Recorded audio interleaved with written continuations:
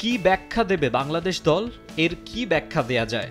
শত সমালোচনা উপেক্ষা করে তাদের সুবিধামতো উইকেটই তো দেয়া হয়েছিল, কিন্তু দিন শেষে মিরপুরের পিচের রঙের মতোই মুখ কালো করে মাঠ ছাড়তে হলো। ব্যাটিং নিয়ে তো বটেই, স্ট্র্যাটেজি, গেম সেন্স, নেতৃত্ব অনেক কিছু নিয়েই প্রশ্ন তোলার সুযোগ রয়েছে। দুই ম্যাচেই 200 বা তার ওপর স্ট্রাইক রেটে রান করলেও সুপার ওভারে রিশাদকে ব্যাটিংয়ে পাঠানো হলো না। স্বাভাবিকভাবেই এ নিয়ে হতবাক সবাই। কোচরা প্ল্যান করছে, কোচ ক্যাপ্টেন ওনাদের একটা পার্ট ছিল, সো ওনারা চিন্তা করছে যে মেন ব্যাটসম্যান পাঠাবে, এটাই হয়তো। সুপার ওভারের টার্গেট ছিল মোটে 11, সেখানেও ব্যাটাররা পেয়েছিলেন ওয়াইড নো। তারপরও সৌম্য, সাইফ, শান্তরা ব্যর্থ।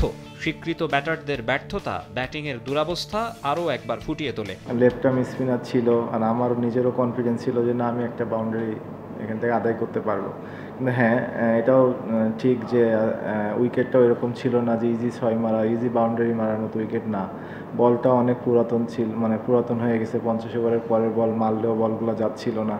সো অ্যাকচুয়ালি বড় হিট করতে গেলে উইকেটের একটা হেল্প থাকে, স্কিড বা বলেন, বলটা একটু স্লো আসতেছিল এবং টানও ছিল অনেক বেশি। সো হ্যাঁ, নেক্সট টাইম যদি কখনো এরকম উইকেট থাকে অবশ্যই ওইরকমভাবে প্র্যাকটিসটাও করতে হবে। যে প্রাণ সসের মাখামাখি টেস্ট নুডলসকে করে তোলে আরো ইয়ামি, আরো জোস। প্রাণ সস, সসের বস।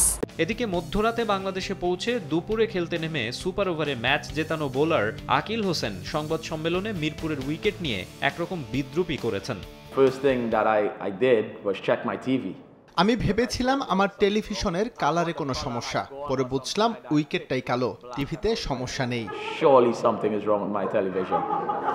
ওয়েস্ট ইন্ডিজের স্বর্ণযুগ অতীত হয়েছে সেও বহু বছর আগে। ওয়ানডের 2 বারের বিশ্ব চ্যাম্পিয়নরা এখন আর ভয়ে ধরানোর মতো প্রতিপক্ষ নয়। মিরপুরে তাদের কাছে এ হার আরও একবার চোখে আঙুল দিয়ে দেখায়, পজিটিভ ক্রিকেট খেলতে না পারলে, নিজেদের চ্যালেঞ্জ জানাতে না পারলে, মানসিক দৈন্যদশা কাটিয়ে উঠতে না পারলে কখনো না কখনো ধরাশায়ী হতেই হবে। তাৎক্ষণিক কিছু সাফল্যের আশায় হোমে সিরিজ জয়ের লক্ষ্যে নিজেদের কতটা সীমাবদ্ধ করে রাখছেন ক্রিকেটাররা তা কি তারা বোঝেন? টেকসই উন্নতির বিবেচনায় এমনভাবে জিতে আদতে লাভ কতটুকু হয়? আইসিসি এসিসি ইভেন্টে গিয়ে সেই তো হতাশার গল্প লেখা। যে বিশ্বকাপে সরাসরি কোয়ালিফাইয়ের জন্য হোম কন্ডিশনের সুবিধা নেয়ার যুক্তি দেখানো হচ্ছে, সেই বিশ্বকাপে গিয়ে মিরাজের দল কি এমন করে ফেলতে পারবে?